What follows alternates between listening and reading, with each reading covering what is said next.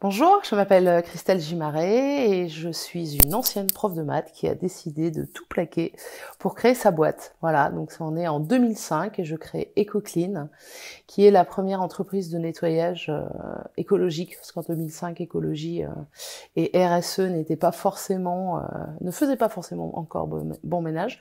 Nous sommes la première boîte à avoir implanté le travail de jour, c'est-à-dire que nous avons fait de la pédagogie auprès de nos clients pour qu'ils intègrent les hommes et les femmes de ménage dans leurs équipes, c'est-à-dire que lorsque vous passez par EcoClean, eh bien vous voyez qui fait le ménage dans vos locaux et que ce ne sont pas des petites fées qui interviennent la nuit. Et depuis l'année dernière, en plein confinement, j'ai créé EcoClean On Demand, qui est la déclinaison digitale, mais version B2C cette fois-ci, pour pouvoir commander un nettoyage aussi rapidement et aussi facilement qu'un plat cuisiné ou un taxi. Voilà.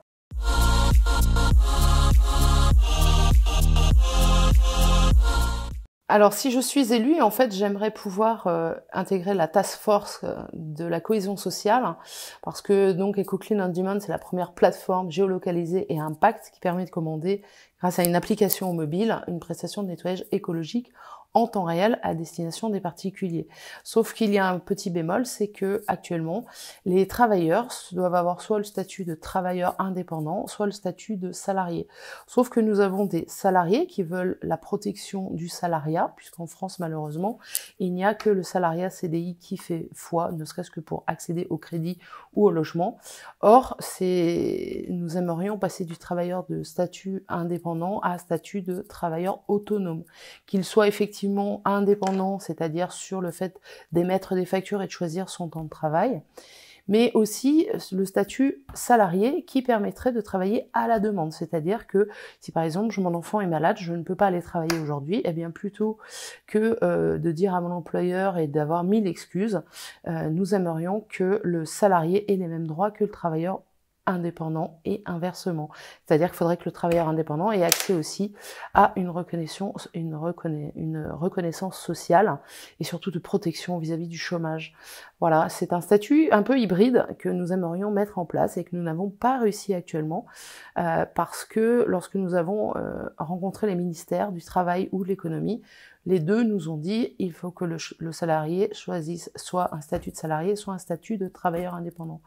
Actuellement, on ne peut pas être salarié et travailler à la carte, c'est-à-dire si par exemple on aurait une annualisation du temps de travail, vous travaillez 20 heures par semaine, vous pouvez très bien faire 10 heures le lundi, rien le mardi, rien le mercredi, 5 heures le jeudi et 4 heures le vendredi et 1 heure quand vous le souhaitez.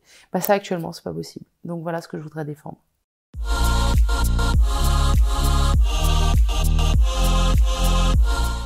Ma plus belle réussite, en fait, elle est associative parce que lorsque j'ai repris la présidence de la fédération, les premières, c'était une association qui n'allait pas très bien financièrement et que nous avons redressé, mon associé Julien et moi, nous sommes partis de moins 250 000 € et nous l'avons redressé à plus 700 000 € avec des signatures prestigieuses de partenaires qui ont assuré la pérennité pour les 5 ans à venir.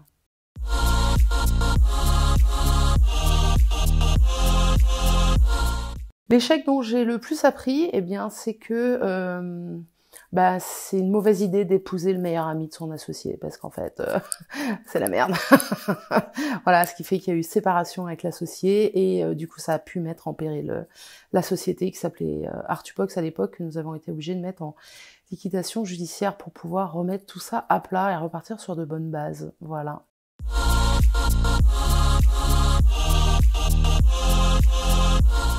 Eh bien, le premier mot, ce serait déterminé, parce que effectivement, je suis pugnace, je ne lâche jamais rien et je donne tout.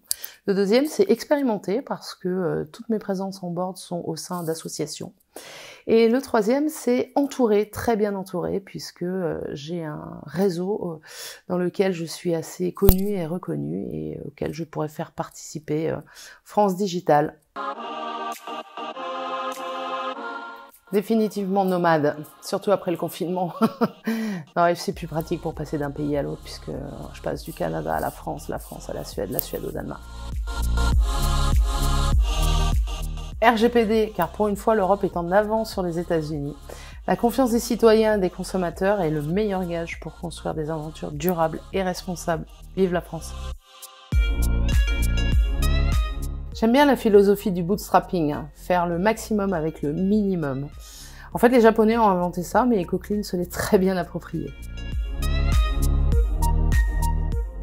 Union européenne ou États-Unis, pourquoi choisir en fait, va là où ton marché se trouve et puis reste là où il est rentable. Eh bien nous, on a la chance que ce soit les deux. Cuisine maison, absolument, mais en livraison. Je suis très adepte de Meet My Mama qui concocte des petits plats sur mesure et en livraison.